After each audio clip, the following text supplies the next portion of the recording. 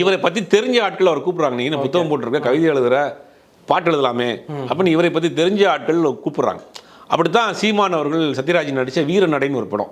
அந்த படத்தை பாட்டு எழுதுறதுக்காக அவங்க நிறைய எழுதுறியா முத்து, நீ ஒரு பாட்டு எழுதக்கூடிய படத்துக்குன்னு அவர் தான் முதல்ல அவருக்கு வந்து பாட்டு எழுதுறாரு. அதுக்கப்புறம் நிறையா தொடர்ந்து பாடல் எழுதுறாரு. சினிமா பாடல்களை தாண்டி முத்துக்குமாரனுடைய கவிதை புத்தகங்கள் வரக்கூடிய கவிதைகள் பயங்கர பிரபல்யம். அது அதெல்லாம் வந்து இன்னும் வெளியில் நிறைய பேருக்கு எக்ஸ்போஸ் ஆகாமல் இருக்குது. அதில் ஒரு கவிதை எனக்கு ரொம்ப பிடிச்ச கவிதை வந்து இஞ்சி முரப்பா விற்பவரின் குரல் எப்பொழுதும் கரகரப்பாகவே இருக்கிறது.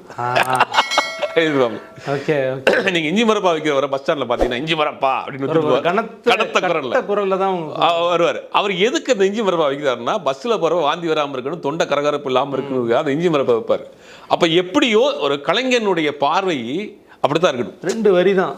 இஞ்சி முரப்பாவின் விற்பவரின் குரல் எப்பொழுதும் கரகரப்பாவே இருக்கிறது அப்படின்னு இருப்பாப்ல.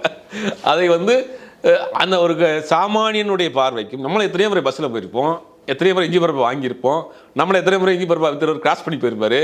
நமக்கு தோன்றாத ஒரு விஷயத்தை தோணுன்னா அவன் தான் கலைஞன். அவனுடைய பார்வை வேறு மாதிரியாக இருக்கணும். அந்த மாதிரி ஒரு கவிதை.